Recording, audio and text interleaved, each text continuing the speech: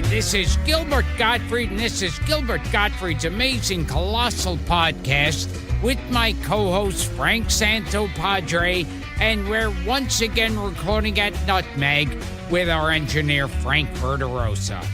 Our guest this week is a singer, guitarist, recording artist, manager, Grammy-winning record producer, and eyewitness to some of the most important and defining musical events of the last half-century.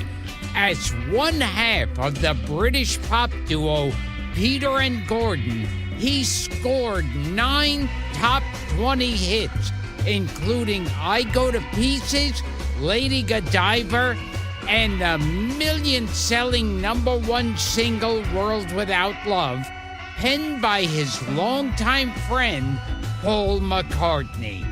After splitting up with partner Gordon Waller in 1968, he went on to scout and develop new talent for the Beatles' Apple Records label, discovering and signing a 20-something songwriter named James Taylor.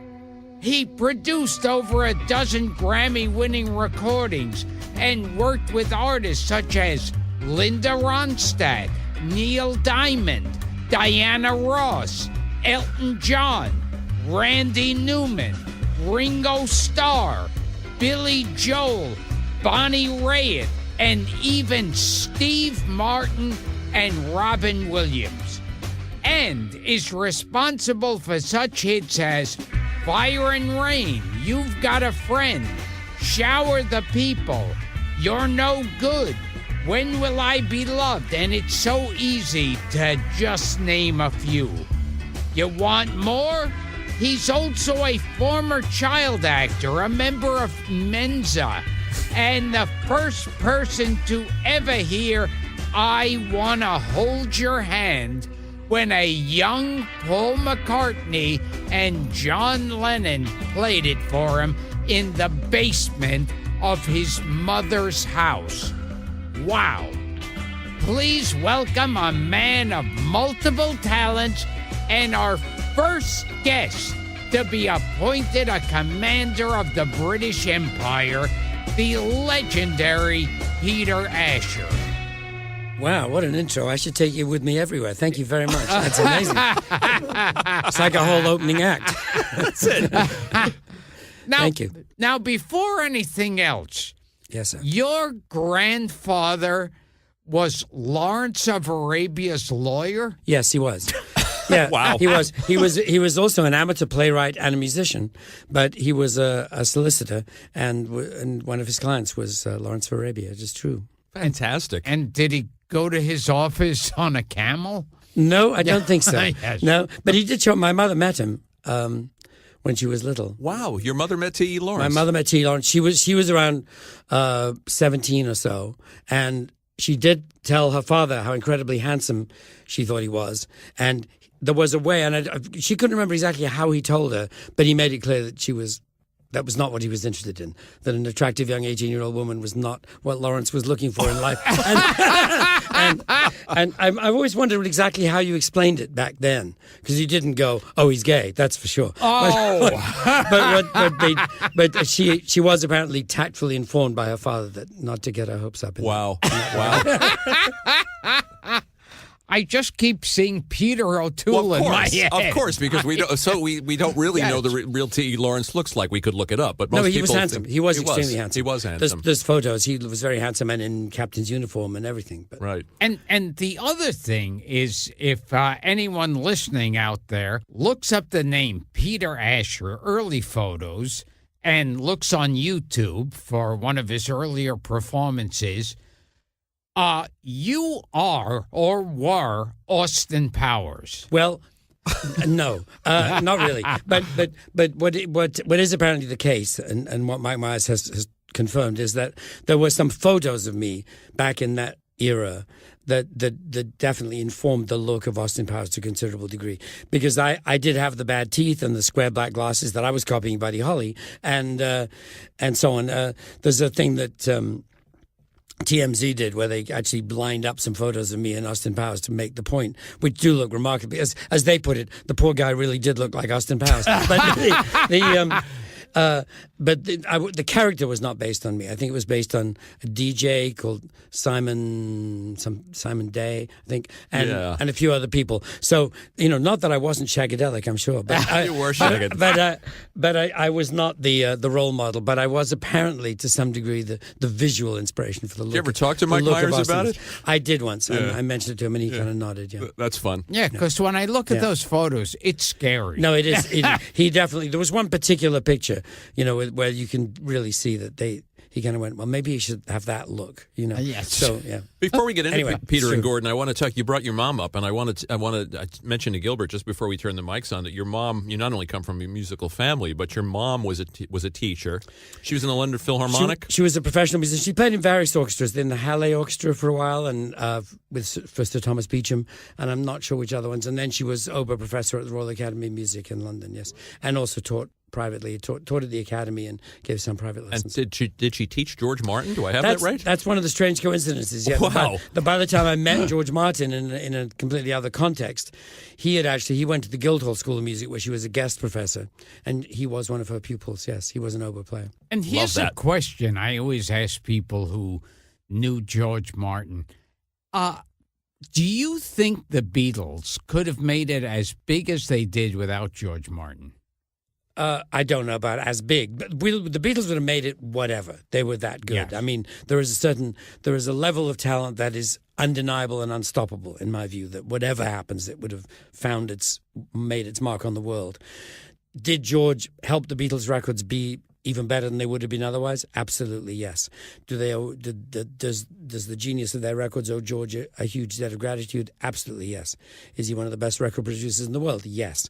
Would the Beatles have happened without him? Probably yes, but it might have been different. It's hard to say. Yeah. But in the same way, people have asked me that question about James Taylor. What would you have made it? And the answer is yes, absolutely. So it's not. Well, you certainly helped. But I helped. Exactly. I was proud to help. But I mean, I was just amazed when I heard him and went, you're colossally good. This is insane. You actually get to the point where you can't believe nobody else has gone, this guy's brilliant, and signed him up and made a record. I would just happen to be there first. And George was the first person to hear how good the Beatles were and recognize it. I love that George also worked with comedians, that he worked with the Goons. Absolutely. He had that other background. That's one of the things that recommended him to them and to me. I mean, the reason we all knew George Martin was cool wasn't the music records he'd made thus far. Yeah. It was the fact that he produced Spike Milligan and Peter Sellers, who were our heroes. Sure. I saw an interview with you, and you said it all comes back to Spike Milligan. It does. Which I love. British humor entirely goes back to Spike Milligan. And he's not that well known here, but he's, of course, a hero to all of us, to Monty Python and to all the comedians who came after. And the Beatles, too. Tell us how you made the connection with Paul McCartney. Oh, well, that's I can't take the credit for that. But what happened was my sister, was and is a successful actress in England, and Jane Asher, and she was kind of a celebrity and still is, and it was in that context, I think, that she was invited to go and see this band. It was the Radio Times who invited her, which is a kind of like our TV guide, except we didn't really need a TV guide because we only had one television station, which was the BBC, which was only on a night. But anyway, so this was for radio programs, and they were doing an article on the Beatles, and they asked her to go and see them and kind of do a review. So she went to see them in London and met them after the show. She thought the band was incredibly good. She met them afterwards, thought they were funny and cute and charming and everything. And she liked them, they liked her. One of them liked her in particular and asked her out and so on. So she ended up going out with Paul McCartney for a few years. And it was in that context that I met him. And because shortly after that, one of the functions of that relationship was that he was hanging around our house all the time. And eventually our parents kind of took pity on him and offered him the guest room at the top of the house when they weren't out on the road. And so he moved in, and he and I shared the top floor of the house, and that, we ended up becoming friends. And one time he invited you to listen to a song he wrote. Yes, there was in the basement of the house. There was a small music room where my mother would give private oboe lessons occasionally, but not very often. So she had said to Paul, "If you ever need to use a piano, because he plays piano very well, He's one of those people who can play everything very well. And she said, if you need a piano, use the one in the basement music room. So John came over one day, quite soon after he'd moved in. This was early on. And they were down there for a couple of hours, interestingly, with no guitars. The guitars were up in his bedroom and my bedroom on the top floor. And they were down there for a couple of hours. There was a small upright piano and a little sofa and a music stand. It was a tiny room. And then Paul called up the stairs and asked if I wanted to come down and hear the song that they had written. So I came down and sat on the little sofa, and they sat side by side on the piano bench and played I Want to Hold Your Hand for the first time. Freshly minted. Wow. And asked me what I thought. So you were like the first person in the world to hear I Want to Hold Your Hand. He was. Other than the composers, yes. Did you have an ability at that tender age to recognize a hit song? I think we all would have. I mean, you kind of go, am I losing my mind, or is this one of the best songs I've ever heard in my life? And of course, what you really do, which is what I did, is ask them to play it again. And they did. Because that's what makes, we all know, it's like when you used to buy 45s, and the minute the needle got to the big old fat grooves in the middle, Sure. you'd yank it back to the beginning. Because that's the great thing about a hit record. You just want to hear it again and again. I miss those days. Yeah. Didn't he also write Yesterday in the House, and you weren't home at the time? That's right. Yeah. He did. I think my mom was the first person to hear that. But Wow. You probably know the story, but he woke up with the melody completely Yes. formed in his head, Yes. and was convinced it was an existing song. He wasn't going around saying, listen to this song I've written. He was going around saying, what is this? He sang it to my mom and to various people saying, this must be something. It's melody stuck in my head. And eventually, by process of elimination, he realized he'd written it inadvertently. And fascinating. did he originally call it Scrambled Eggs? It originally had no lyrics. And then they were looking at some point, as I say, I wasn't there, so I didn't witness this, but at some point during that day, the temporary lyrics, that he was looking for a da-da-da, and the first da-da-da that apparently came to mind was scrambled eggs. So at one point, it was something about scrambled eggs, how I love your legs, or something. Yeah, But it's fascinating. His initial reaction was, someone must have written this. This must Yes. exist. it's the only tune, apparently, where he woke up with it completely done. As a melody. I love that. But I mean, nobody knows really where songs come from. That people tend to get a bit mystical about it. But that was an extreme case, to wake up with one of the best songs ever written, Of course. pre-written, without having to make any effort. Of course. We should all be so lucky. Oh, what an ability. And you're a member of Mensa? It's true. Well, I took the test. We don't go in any order here, Peter, as you can see. I took the test a very long time ago, so at least they don't make you retake it. There's no readmission qualification. I'm sure in 150 guests, we've never had a Mensa member in here I before. wonder. I probably did it when I probably took it when I was about 16. So but I've worked on my brain cells pretty vigorously since then. So who knows what's left? But luckily they don't make you recheck your IQ. Gil, you're not in Mensa? No, it's so political. But I do like those kind of logic things. I mean, I read philosophy at university, and so I like maths and logic and stuff. Before we get into British invasion, They wouldn't let me near the building. I'm sure. I'm sure you were banned. Before we get into Peter and But Gordon. I've been to a couple of meetings, and they're pretty weird. Really? I've been to like 2 in my whole life. Now, are the just out of people? curiosity? Are a lot of the people in Mensa a little bit on the crazy side? Yes. Yes. Yeah.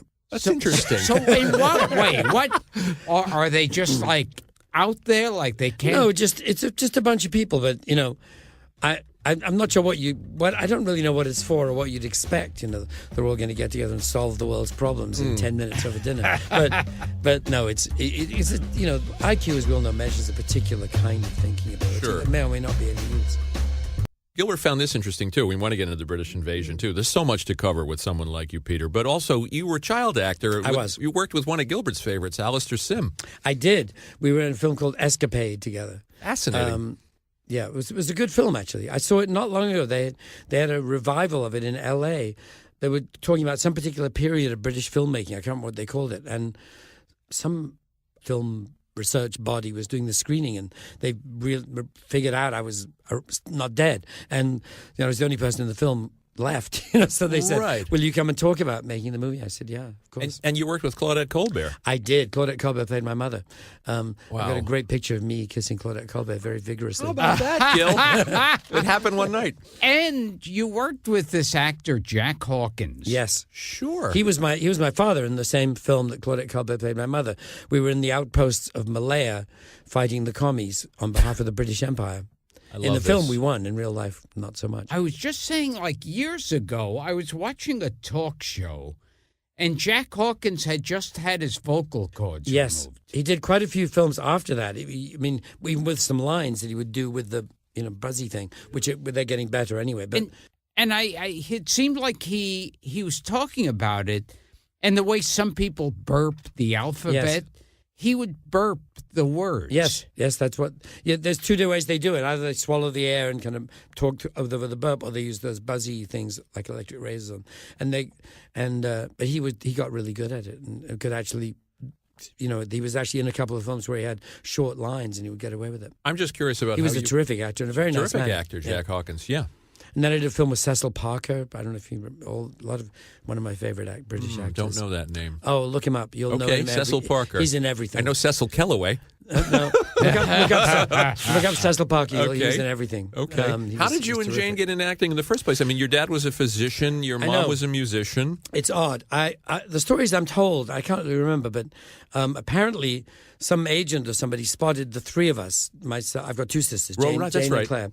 We all have red hair, so it was like, and we were all graded by height and looked evidently, cute or whatever. And so somebody said, "Oh, you make some money out of those kids, Get them working." And anyway, and some agent expressed interest, and we went, "Yeah, sure," and we never did do anything, all three of us together. Jane and I did do one thing together.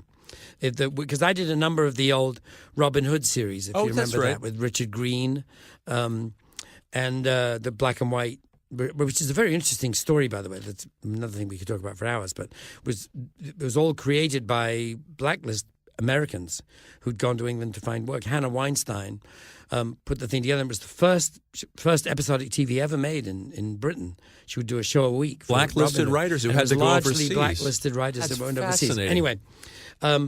I was Prince Arthur in a number of those episodes. But then later, after Prince Arthur had disappeared for a while, I came back as a peasant child with Jane as my sister. We were two peasant children trying to free their oppressed father from the clutches of the Sheriff of Nottingham.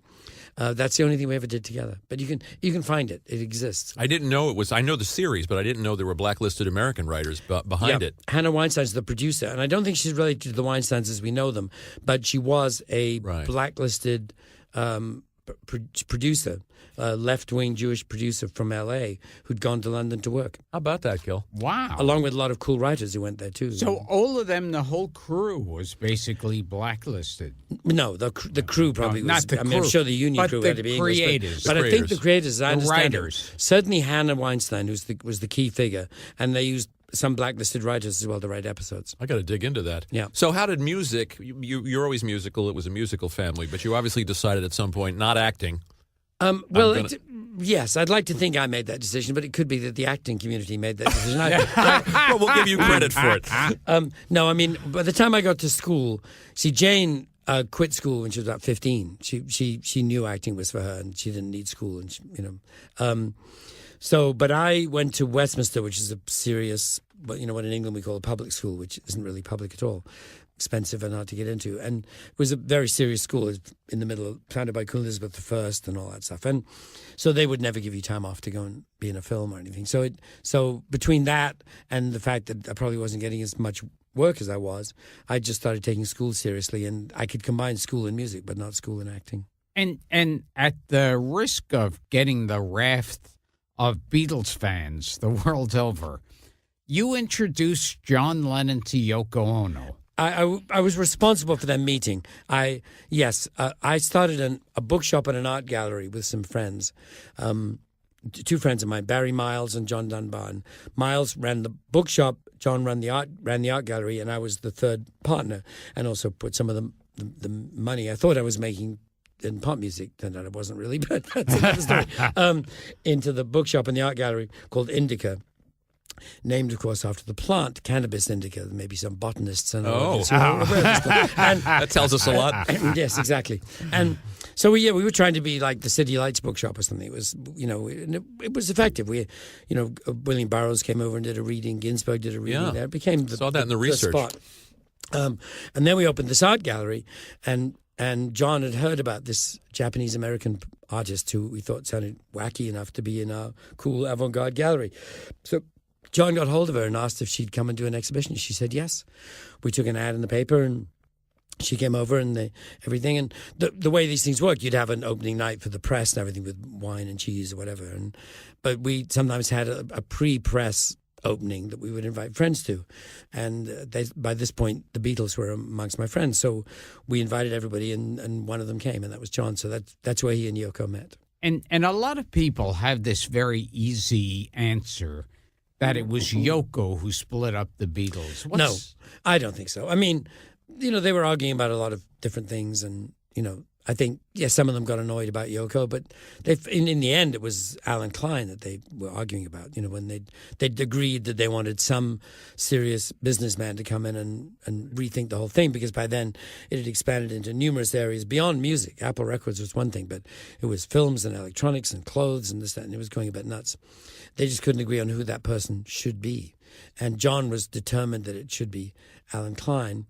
And I think he was mistaken. I knew about Alan from New York, and I knew him essentially to be kind of a crook, and Turned out to be true. Turned out to be true. and so Paul was vehemently against Alan.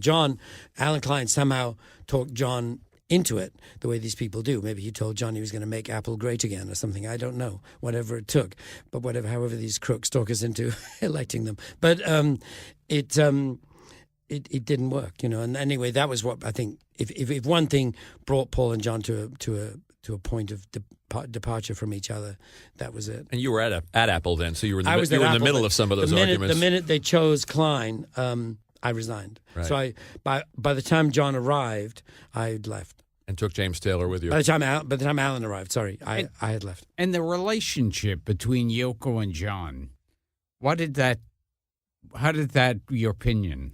I wasn't there that much of the time. I mean, it was very close. He valued her opinion on everything, and she's a very smart woman. She's an eccentric woman, but a brilliant woman. And I think the Beatles were just, it was new to them, because the rest of them had, wives or girlfriends. They would leave and go to work, and Yoko was part of John's life partnership in everything. And I think they found that disconcerting.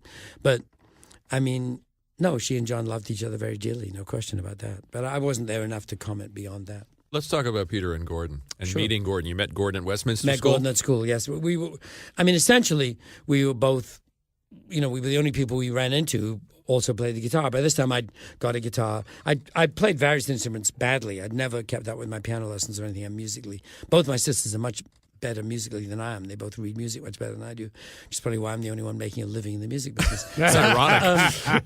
But eventually I got a guitar, and I had a skiffle group like we all did. That's a whole other program. Lonnie Donegan. The skiffle movement, exactly. Right. Lonnie Donegan was great. We talked to Billy J. Kramer about that very thing. Yeah, he was such a big deal. Yeah. And most Americans don't get it. Jack White is a huge Lonnie Donegan fan. There are a few outposts of Lonnie Donegan fandom. What was the song? Does your chewing gum? Well, the good one was Rock Island Line. That's right. And the bad one was Does right. Chewing That was Gum. the novelty one that we got in the States. Loses flavor. Well, no, Rock Island Line was number one. What? Yeah. Which is a Lead Belly song. And then Does Your Chewing Gum Lose Its Flavor on the Bedpost Overnight was also, sadly. I guess I was a child, so that's the one that I remember. Right. So Gordon played the guitar and sang as well. So we tried doing it together, just really because we were there, And it sounded okay. We'd work up some songs, and he was a bit more of a rock and roller. He was a big Eddie Cochran fan, big Elvis fan. You were more the folky. I was a bit more folky, and we were sort of a folky-ish duo. But where our tastes totally overlapped was the Everly Brothers. Like all duos throughout history, right. Whether it's Simon and Garfunkel or John and Paul or us, the Everly Brothers were our inspiration. Everybody wanted to be the Everly Brothers. Everybody wanted to be the Everly Brothers. We did. Yeah. You were both big fans of American pop music. Yep, for sure. I mean, again, this is a big subject because it goes beyond pop music. What you got to understand is we were big fans of America. I mean, when we grew up in, people often ask me why the 60s were special. in England and why it was different. And the answer is in the 50s, because the 50s in Britain and America could not have been more different. 50s in England were black and white, bomb sites, depressing. We still had rationing until 1956, and we'd look across the Atlantic, and there was this miraculous land. As well, if we were black and white, they were Technicolor and glossy and perfect teeth and huge refrigerators full of exotic foods and these silly cars with giant fins on them. And You had a poster of the New York skyline. I didn't did. you? I had a poster of the New York skyline on my wall. I had copies of Downbeat with the jazz clubs I'd go to the minute I got to New York. I knew I would. You couldn't somehow. wait to go. I didn't know how. And going back and forth then was a very big deal. Now people go for a week's holiday in Florida like there's nothing to it. It's cheap tickets. And then it was a very big, very expensive deal. And on top of all that, America, we could see, was taking over. This whole British Empire thing was, which was people were still on about in England. It was clearly not happening anymore. There was clearly, to all of us, that was yesterday and tomorrow was America. And on top of that, to clinch it, all these American cities that we knew about from movies and television, New York and L.A. and New Orleans, and they all had amazing music, which we loved, So we were obsessed with American music. So it wasn't just the Everlys. You were listening to Little Richard. Oh, no, you we were were listening all to of Fats Domino. You were listening to Absolutely. anything And you can get your hands on. Of course, and we all were. And I mean, the Beatles were a cover band. Of course. That's how they began. They were doing all American songs. I used to go and see, R&B was huge. I used to go and see the Rolling Stones every Monday night. They were playing at a place called Studio 51, which was a R&B night on Mondays. It was Ken Collier's Jazz Club the rest of the week. And they, they were playing all, in that case, it would be like Bo Diddley and Willie Dixon and Muddy Waters, but nobody was playing their own songs. It was all a tribute to American music. Right. And so Peter and Gordon, when you guys formed, that winds up becoming your ticket to America. We did a bunch of R&B stuff, and we did folk stuff, and we did Everly stuff. Yes, exactly. Right. And that's what got us signed. We were spotted in playing in a club by an A&R guy and signed up. And they were. You said in an interview that everybody would confuse every single one of the English groups and duos together. Well, you guys were confused with Chad and Jeremy? Duos, particularly. Chad and Jeremy, which was kind of weird, really. We knew each other, and we actually took over one gig from them. They were playing one bar, and they were leaving to go play somewhere else as a residency, and the bar asked them if they could recommend someone else, and they recommended us. So we helped each other out. But it was kind of odd because the two duos, in both cases, the tall, handsome one sang the low part, the short, nerdy one with glasses sang the high part.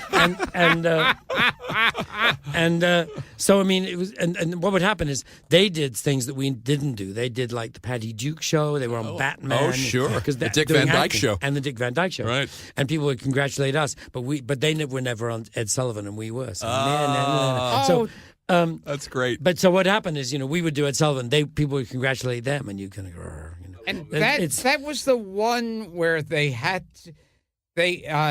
so many mobs of people chasing them, and they had to stay with the Petrie family. Yes. Yes. Oh, that's it. Yes. Yeah, no. Yes. And they were playing another mythical English duo with different names. I believe so. Like Rodney and they weren't even Chad and Jeremy, which makes no sense exactly at all looking back. Well, Jeremy's still a very successful actor. Yes. He's in a play in London. Yeah, now we were that's talking very to Billy J about it. As is Jane, by the way. My sister's in the London version of An American in Paris. Oh, cool. Which is great. With the original guy from here, the lead guy, whatever his name is. His name is escaping me. Amazing and brilliant. And Jane plays Madam somebody or other. And after those years of the New York skyline, tell us what the experience was when you finally got to New York. It was brilliant. I mean, it was astounding. One of our first gigs was playing the World's Fair. The what's the sphere thing called? Oh, the Unisphere. Unisphere. You played the 64 World's Fair? We did. That's cool. That was one of our very first gigs. And first of all, just arriving in New York, the fact we knew exactly what it was going to look like, and it did. It really looked like the lived skyline. up to expectation. And then, of course, to arrive and be chased around the city by teenage girls trying to take your clothes off can only improve the experience. It's the only way to travel. I recommend it highly. Should the opportunity ever come your way. We wouldn't know. And we playing the Unisphere. They had a sort of a moat thing filled with water between us and the audience. And of course, the minute we came on, they all jumped in the water and swam across. So it was like a wet T-shirt contest. Wonderful. It was So It was all very exciting. so you enjoyed your career over the years. I did. I enjoyed every moment. of it. You lived every minute of the British invasion fantasy out. Absolutely. That's yes. great. Well, so I go ahead. continue to enjoy it, by the way. So how did World Without Love happen? That was obviously a game changer. It was. Well, what had happened was, we got signed up by this guy, Norman Newell, who I think was thinking of us as kind of a folk duo. I think we were kind of like Britain's answer to the Kingston Trio, the Kingston Duo, as it were. Interesting. Or Peter and Paul without Mary. So, because it was a song, we did a version of 500 Miles that he particularly liked and so on. So he said, we auditioned, they signed us, but they said, we're doing 500 Miles, we're doing this, we're doing that. I'm going to go look for a couple of songs, but if you know any other songs, you'd like to put on the list, let me know. Now, cut to, a few months before that, I'd heard this song, World Without Love, that Paul had written. And I said, that's a really good song. And he said, yeah, but I'm putting it aside. I'm not finishing it. We're not going to do it. It's John doesn't think much of it, and I'm abandoning it for now. And apparently John really didn't like it. And I've read later, I didn't witness this, but I've read later that John would actually interrupt Paul when Paul would start to try and sell him the song. Because the first line is, please lock me away. And John would go, okay, I will, the song's over. So anyway, so when Norman said, do you know any other songs? I kind of went, maybe I do. And I went back to Paul at home that very evening and said, is that song, World Without Love, still an orphan? And he said, yes, we're not doing it. I said, well, can we try and work up a harmony version of it? Because it's pretty cool. And he said, yes, happily. So by this time, it had the two verses, but no bridge. So he wrote out the two verses for me on a piece of paper, which you'd better believe is safely locked in my safe. I saw that you still have that. Oh, yeah. So but the minute the music business collapses completely, I can run to Sotheby's as fast as my legs, I would. as fast as my legs can carry me. I would. But anyway, and he made a demo on my reel-to-reel tape machine. And then before the session came around, I had to nag him a little bit to write the bridge.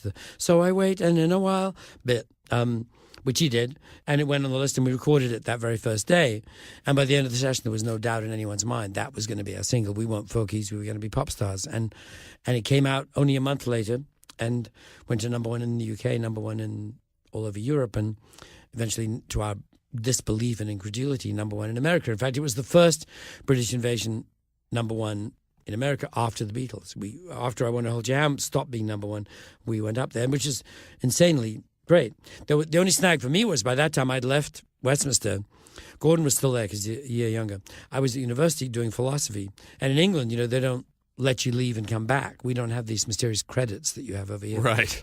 You're supposed to just start, get your degree. And so I had to go and meet with the head of the philosophy department and explain this problem.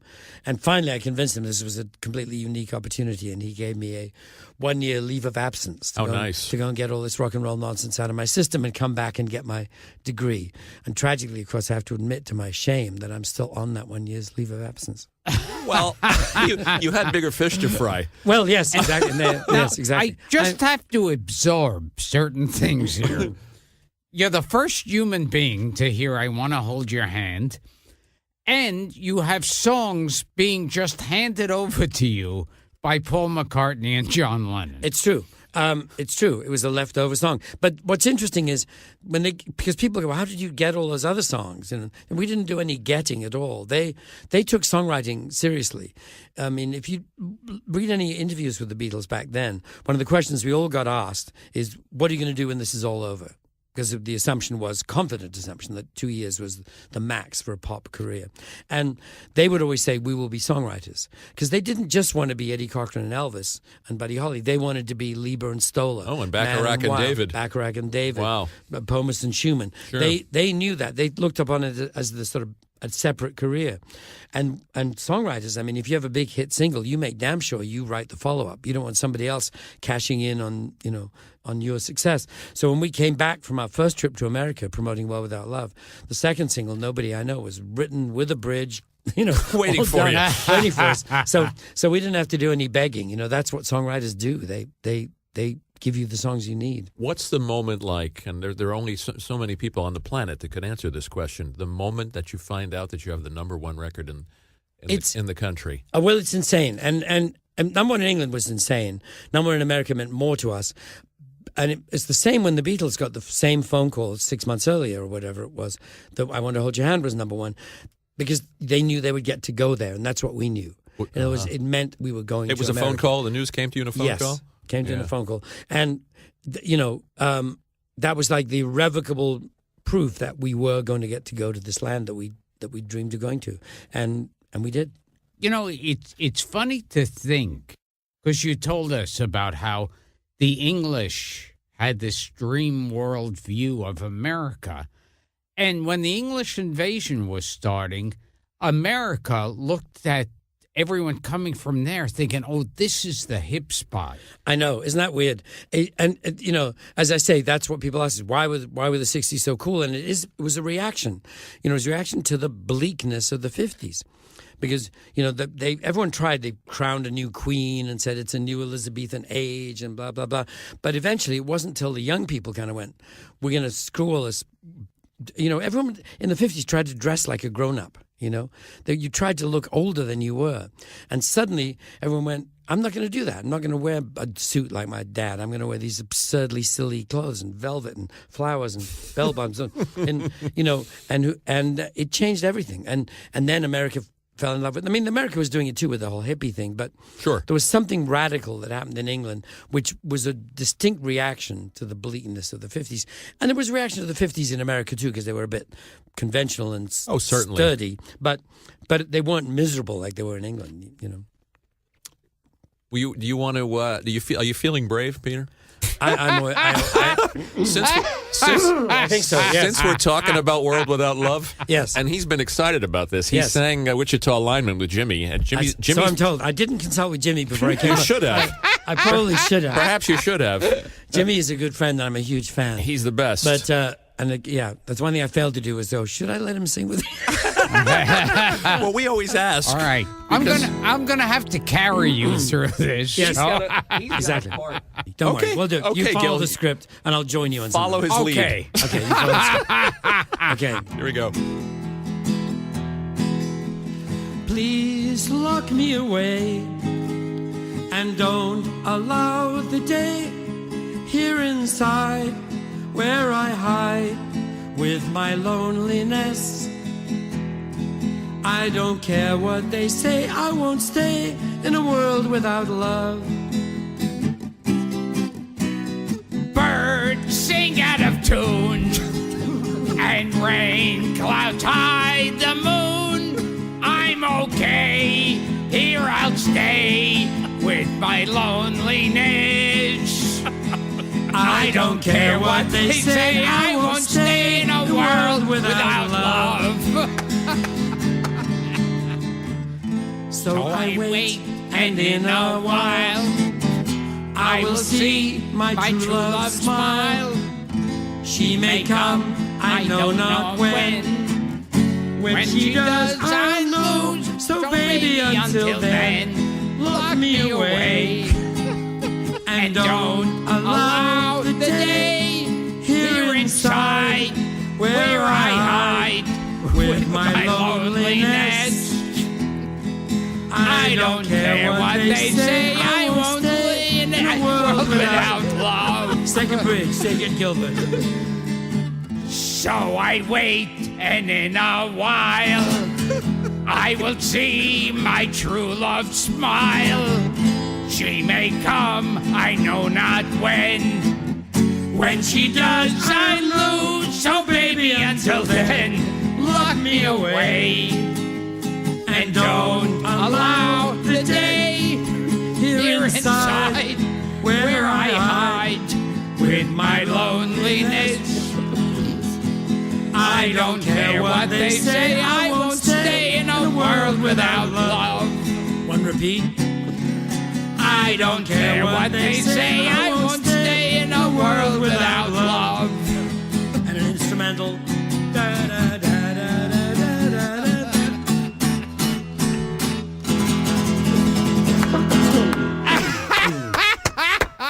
Brilliant.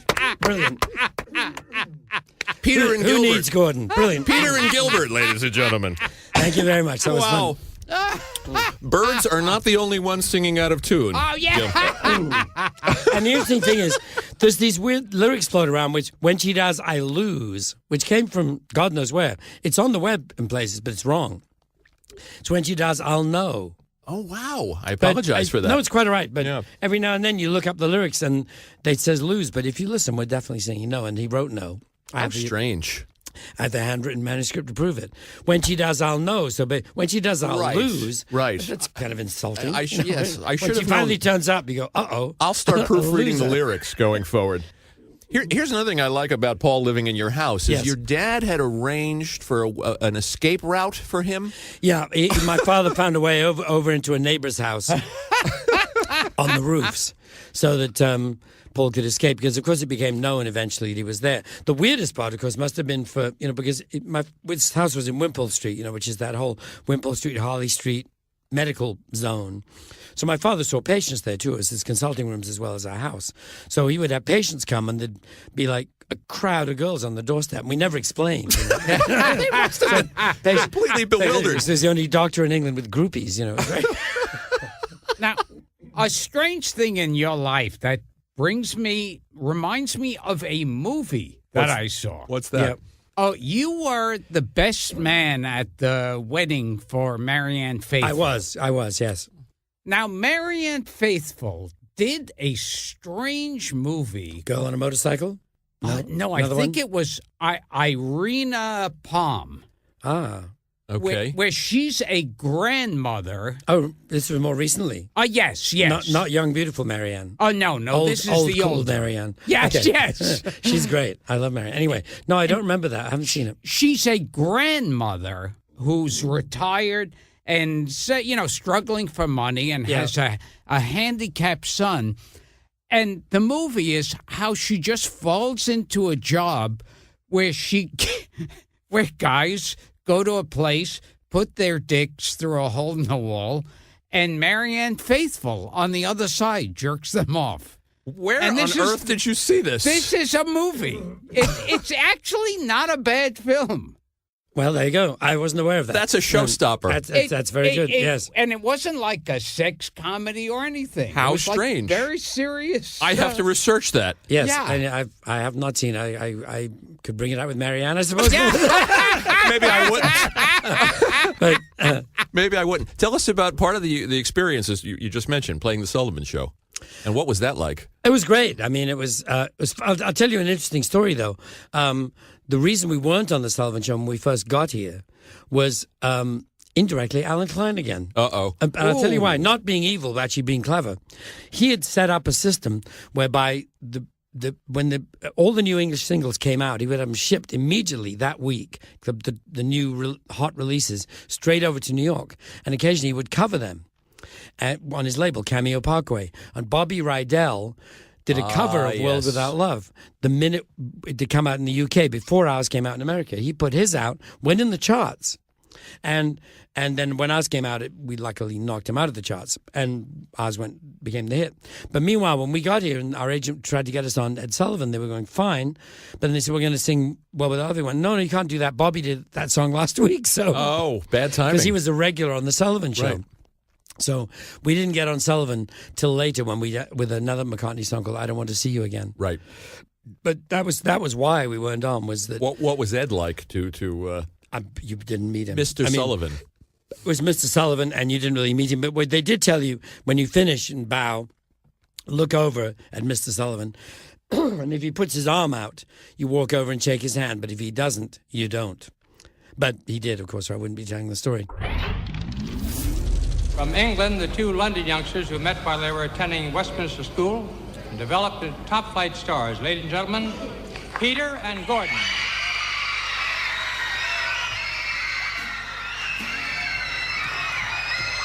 I don't wanna see you again. I hear that love is planned.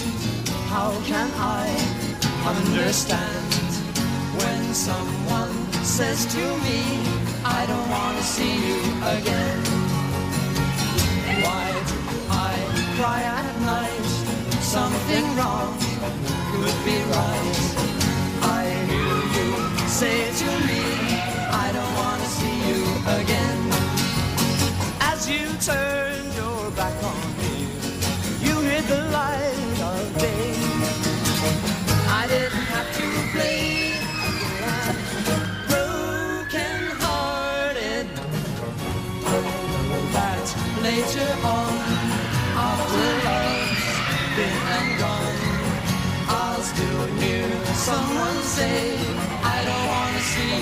again.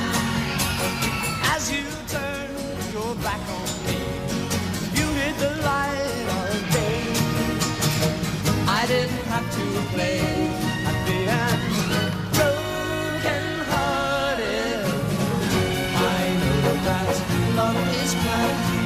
How can I understand when someone says to me, I don't want to see you again.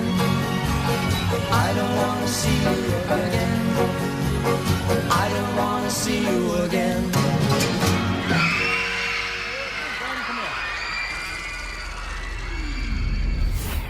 I'll tell you one person that was a bit of a surprise was when our agent got all excited when they said that they'd got us on the Jackie Gleason show. And we'd never heard of him. Because we I love that. we got very few we got Sergeant Bilko. That was about the only American TV we got. We loved Phil Silvers.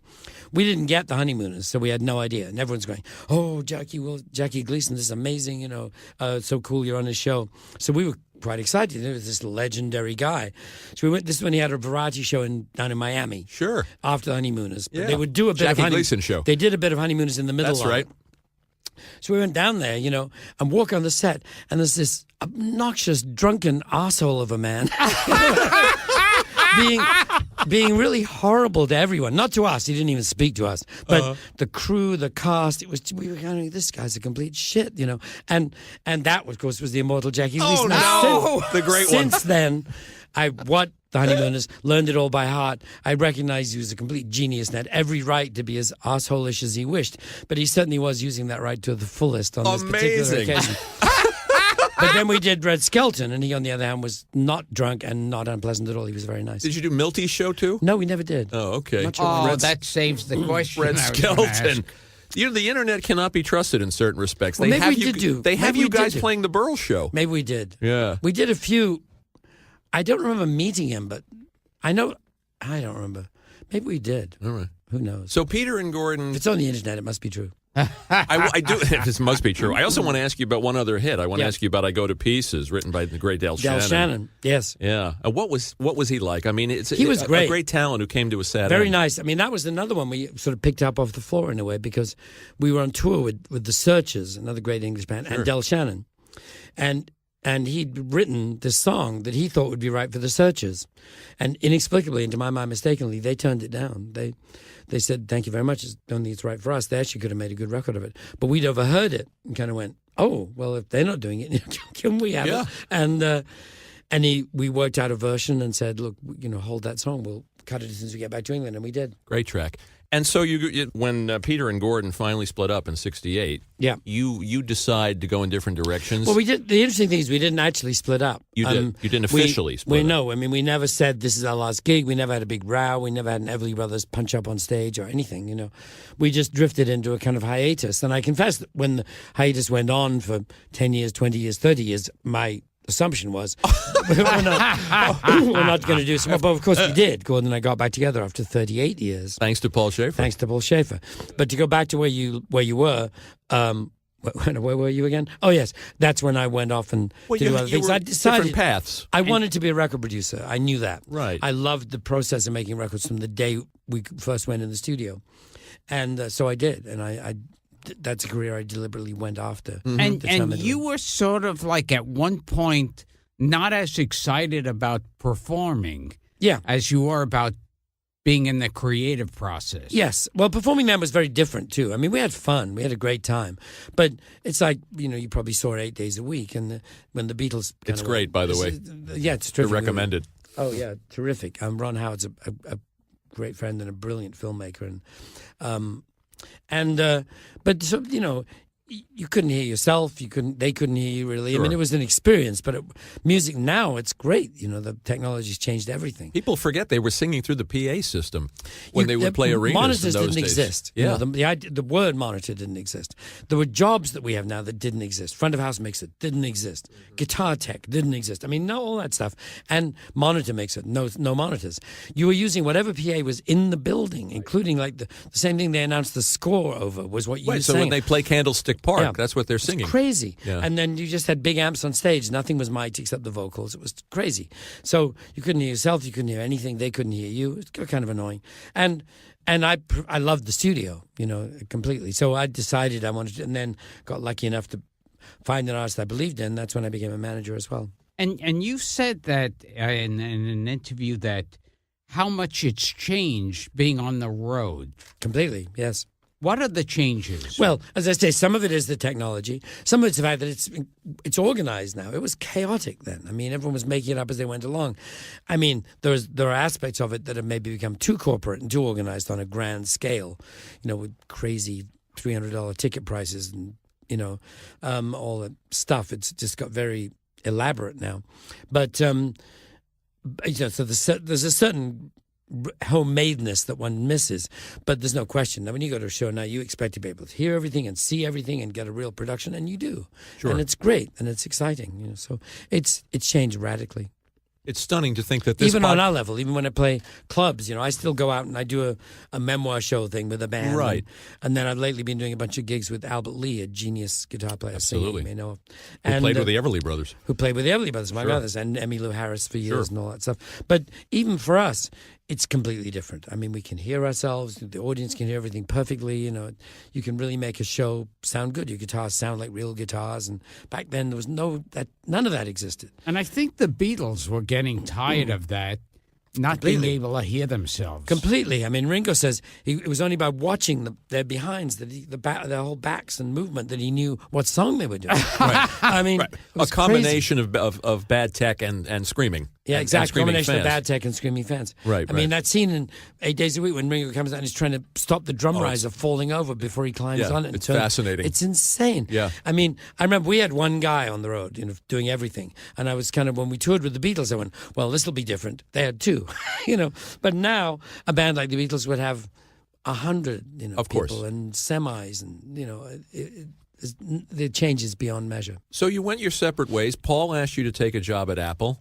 Yes. And you went into A&R. Yep. And you were scouting talent. He started off saying, would you produce some records for Apple? Because he was aware of my production work. Indeed, Sure. he played on a couple of things that I had produced, so he'd watched me at work. And I said yes, and then he said, well, why don't you be head of A&R for the label? And jumped at it, yes. And Mr. Taylor And Mr. came into Taylor your life. Came into my Or life. Danny and- Korchmar? Yes. Danny Korchmar had been in we used to get assigned a band to back us up on different legs of a tour in America. I mean, admittedly, you only had to work up 20 minutes of songs, but the bands varied a great deal in quality. But Danny was in a good band called the King Bees, and they backed us up on 2 tours, I think. And Danny and I became great friends in that time. Then he was subsequently, some years later, in this band, The Flying Machine, with his childhood friend, James Taylor. They'd grown up on the Vineyard together. So that band was in New York and having a hard time, and a couple of them were strung out and broke and this, that, and the other.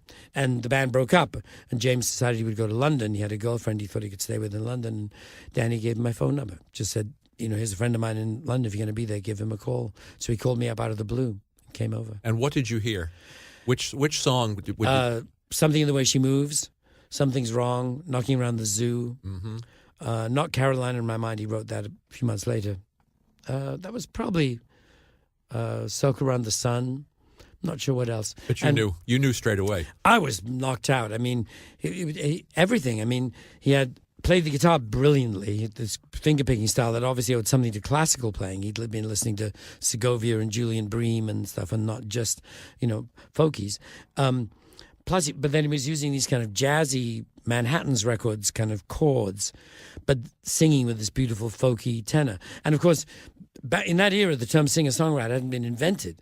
If you had long hair and played the guitar, you were a folk singer. It didn't matter if you never sang a folk song. That's interesting. if you wrote every song you played, you were still a folk singer, and that was what he was. But I'd never heard anything that good, and we had this strange conversation that really was kind of.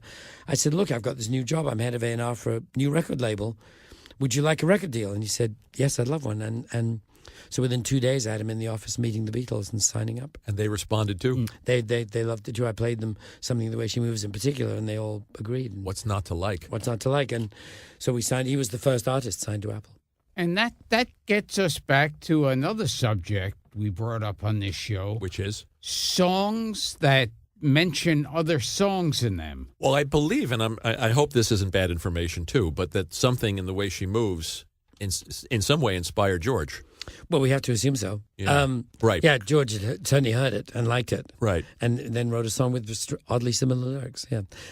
But James, in response to that, when people say, well, how do you feel? Did George adopt your phrase? The answer is that in that song, James keeps putting in, I feel fine, which he said he'd thought of because the Beatles wow. wrote it. Wow. That's great stuff. She's around me now and I feel fine. When he says holy host of others standing around me, That's too, apparently he's the Beatles. referring Yeah. to the Beatles. Yes. That's cool. Yes. That's been Caroline in my mind. Yes. That's pretty cool, too. Yeah, I he just wrote learned that that. after he wrote. That's what I mean. He wrote that. It was after he'd met them. We'd signed to Apple. He went away for a week or two of holiday to Ibiza, and that's where he wrote Carolina. It's great. I'll tell you. I've seen interviews and listened to interviews with James Taylor recently. Yeah. He gives you a lot of credit for being the person that believed in him. I did. I mean, because essentially when we moved to America, neither of us had any money. I was betting my career on his. I dropped him off on the East Coast for a bit of rehab he was in the mood for at the time, and I then went out to California and made a record deal. And you're looking back at those people, I mean, the people that you assembled. I mean, Danny, Randy Meisner, Carole King, Russ Kunkel. No, hold on. That's not the Apple album. No, I mean later on. Oh, the Sweet Baby James. Yeah, Sweet Baby James. Yeah. Well, they were very distinct because the Apple album was just people in London. So, Paul played on it. But other than that, we had to put a little band together of English musicians. Right, I jumped. I split. I split when you went to L.A. Right. Yeah. Oh, sorry. But I thought you said, my mistake. But then when we got to L.A., I decided to make the album much simpler, and I wanted to put a band together. By this time, I'd heard the demos Carole King had done of all the great songs she wrote. The demo of Up on the Roof or whatever, and I loved her piano playing. So when Danny Korchmar introduced me to Carol, I said, would you consider just being the pianist on this project I'm doing? And she came over to my house where James was staying, and they met and sat down and played together. And Russ Kunkel had never been in the studio before. Wow. I heard him in a John Stewart rehearsal. John Stewart, who used to be in the Kingston Trio, yeah. I loved the way he played. He was the first person I'd heard who clearly hadn't been listening to Hal Blaine, but to Ringo, you know what I mean? A whole other kind of drum fill. And so I hired him to do those sessions. And how did you find Linda Ronstadt? I was in New York, and somebody said, you have to go and see this girl. I don't remember who it was. Have to go and see this girl playing at the bitter end. She's amazing. She's got the greatest voice you ever heard in your life. She's brilliant, and she's unbelievably beautiful. She sings barefoot, and it was all true. And I went there and met her afterwards, and we didn't actually start working together right away because I just started working with Kate Taylor, James's sister, and I thought managing two women might be complicated. But in the end, Kate decided to take some time off, and at that point Linda and I got together and I started managing her and producing her. And the first album I produced with Linda, she'd done a couple of other ones, but I produced Hot Like a Wheel. And the thing that eventually had her stop performing, Linda Ronstadt.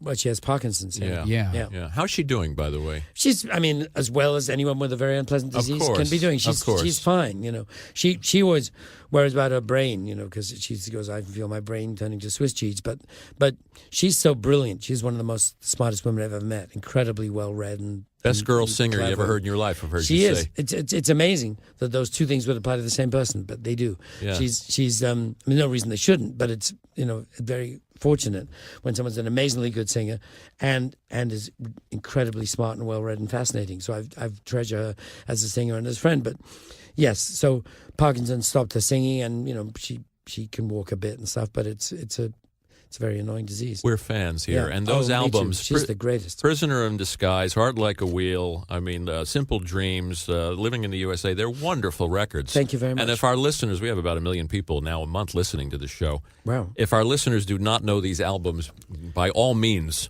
run out and get them. Absolutely. And also the James Taylor record. She's one of the greatest interpreters of songs because she's not a songwriter, and she herself, I didn't know about Warren Zevon until she came to me and said, we're going to do several songs by this brilliant guy, and she was right. Well, all those songs. The McGarrigle sisters, she rescued Elvis Costello, she does Allison. Yeah, it's funny. Yeah. And then Elvis was incredibly rude about it, but she subsequently apologized. Oh, interesting. Oh, what? How was he Interesting. rude about it? Oh, because he had to be. He was a punk, and so so he did a Rolling Stone interview when he kind of derided Linda's version as awful. Meanwhile, of course, it made him more money than he'd ever made in his life so far because it was a big hit. Well, but he did. I love Elvis very much. We've become friends, and he totally acknowledges that he was being a bit of a deliberate punk. Well, also in the musical sense. That's funny. I'm glad he apologized.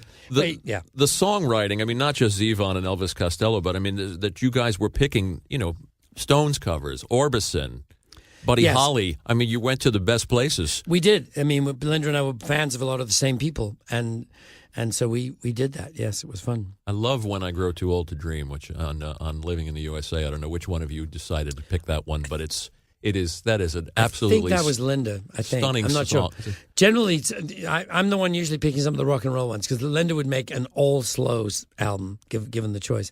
She likes singing slow songs, and of course, when we did the Nelson Riddle albums, which was completely her idea, not mine. I supported her in it, but I didn't think they would be successful. And of course, they did unbelievably well. They're great records. The first one sold 3 or 4 million, more than her preceding rock and roll albums. And working with Nelson was a thrill to us. I owe Linda a huge debt of gratitude for that. My hat's off. Those records are wonderful. And Elvis Costello, since then, of course, has become a hero of mine. He's one of the best songwriters in America. And our friend Jimmy Webb turns up twice. And Jimmy Webb. On Get Closer. Yes, he does. And then we did that Cry Like a Rainstorm, Howl Like a Wind album. Where we did, right. 3 Jimmy Webb tunes, I think. Adios and... Gosh. I can't. I know The Moon is the Heart's Mistress. Moon is Heart's Mistress. That's a great song. Yeah. No, Jimmy's amazing. There's nobody like him. And how did you get involved with Robin Williams and Steve Martin? Quite differently. Robin, I think I met through my wife, knew Robin. My wife, Wendy, knew Robin before I did. And so we met and hit it off and became great friends, and we would hang out together a lot. And when he was talking about filming and recording the tour, I had some ideas about how we could make a record that would be a different thing than what the DVD of one show. The DVD was the HBO show essentially, but for the album we recorded every show and took all the best bits, and he also would do different bits every night about the city he was in. So we had a separate CD with all those put together. So I was explaining to him what I thought he could do, and he said, why don't you produce it and come with us on the road? And I said, yes, please. Robin and his wife, Marsha, who helped very much put that together. How does one produce a comedy album? Well, in this case, it really was a question of note-taking primarily, remembering where all the best bits were. You guys won a Grammy. You won Grammys. We did. We won a Grammy. Yeah. We won Best Comedy Album, not one I counted on winning. And congratulations. And then Steve Martin was different because Steve also is a friend, and I was having dinner with him here in New York, and he was telling me about this stuff that he was working out with Edie Brickell. He'd written some banjo melodies. He'd given them to her. She'd written these amazing songs kind of on top of them. He thought that she was just going to put lyrics to the banjo melody, instead of which she wrote a whole counter melody. It was brilliant.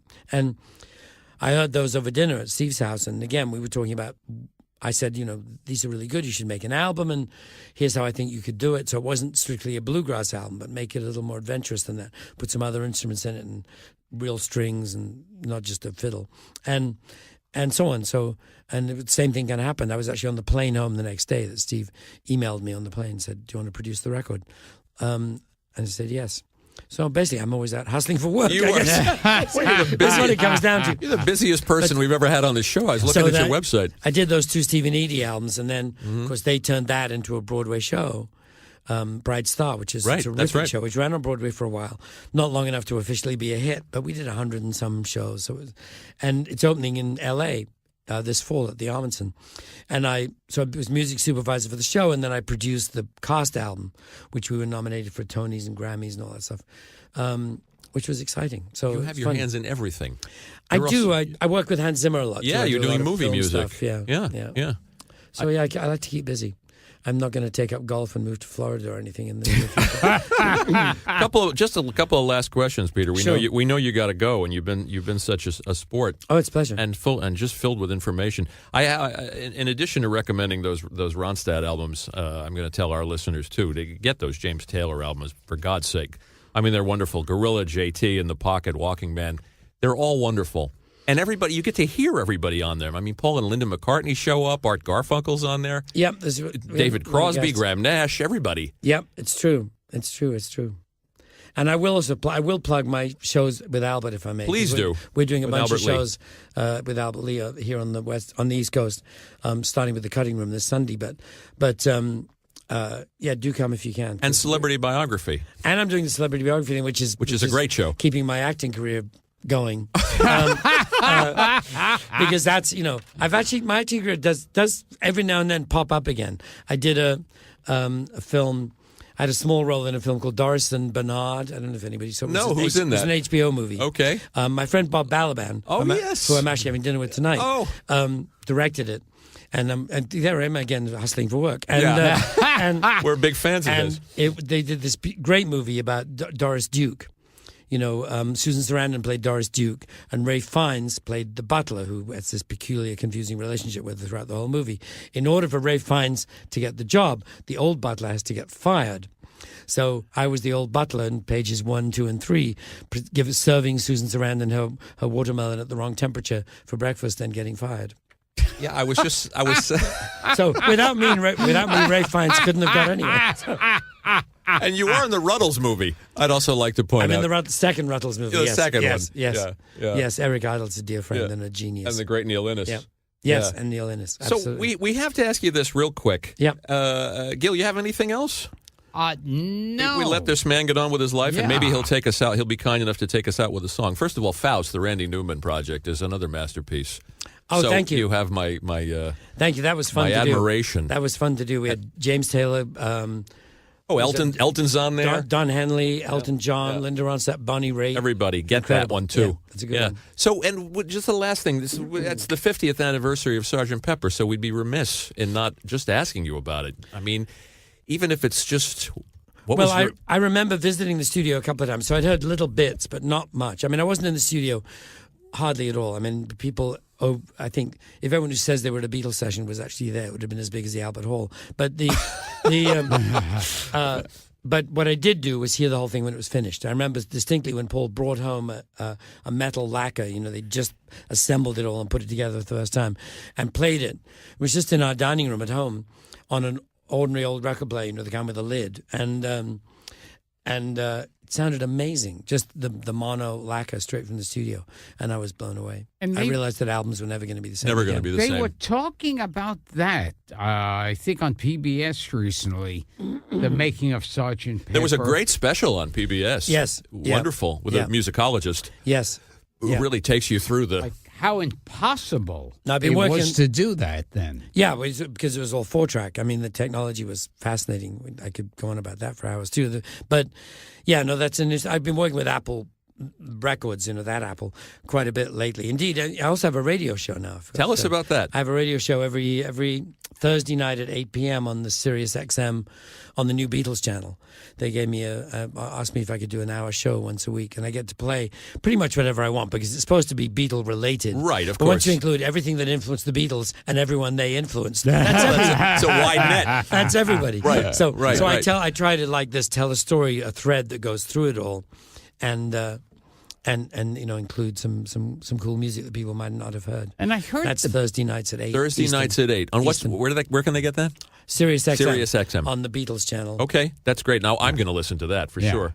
Go ahead, Gil. No, What's the I last had one? just heard that the Beatles, they had like sort of a rivalry, creative rivalry with the Beach Boys. Yes, they did. I mean, I think they both realized.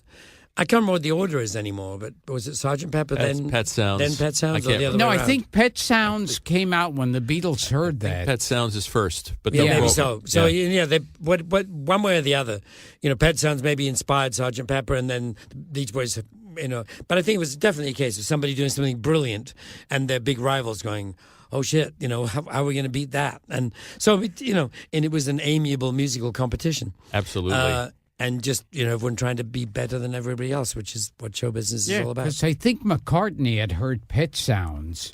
You could and be he right. couldn't believe it. Yeah, I don't remember that specifically as an experience of mine, but certainly I know that took place, and we've all read about it. And the last thing I want to ask you, and we'll get to we'll throw the plugs in again at the end. But and you've been asked this before. Did you know that this music was going to have the permanence that it's had, the lasting effect that it's had? Was there any way to know? No, I didn't really think about it. I mean, as I say, the perception at the time was being a pop star is an extremely short, ephemeral career. Because nobody took the music seriously. The record companies certainly didn't. I mean, EMI looked down their noses at it. You know, they took their classical music seriously and their radar business seriously more than pop music. But no, and that's why, you know, when the Times of London music critic wrote that, life-changing review of the Beatles, where he took the music seriously and reviewed it as music and said it was brilliant. And that was kind of the beginning of a total change of attitude. And now classical musicians, jazz musicians, and rock and roll musicians are all thought of in their respective fields as equals. But before that, the jazz guys and the classical guys looked down their noses at everything pop, as if I could do that if I wanted to. But of course they couldn't. Right.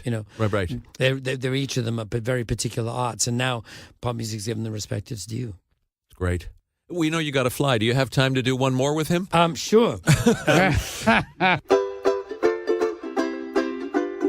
17, A beauty queen. She made a ride that caused a scene. Her long blonde hair Hanging down around her knees. All the cats who dig striptease, praying for a little breeze. Her long blonde hair falling down her arms, hiding all the ladies' charms. Hey, take it away. There you go. Lady Godiva. She found fame and made her name. A Hollywood director came into town. And said to her, How'd you like to be a star? You're a girl who could go far, especially dressed the way you are. She smiled at him, gave her pretty head a shake. That was Lady G's mistake. Hey, take it away. Lady Godiva. He directs Certificate X, and people now are craning their necks to see her. 'Cause she's a star, one that everybody knows. Finished with the striptease shows. Now she can't afford her clothes. Her long blonde hair is lying on the barber's floor. She doesn't need it anymore. Hey, big long one for the end. Lady Godiva.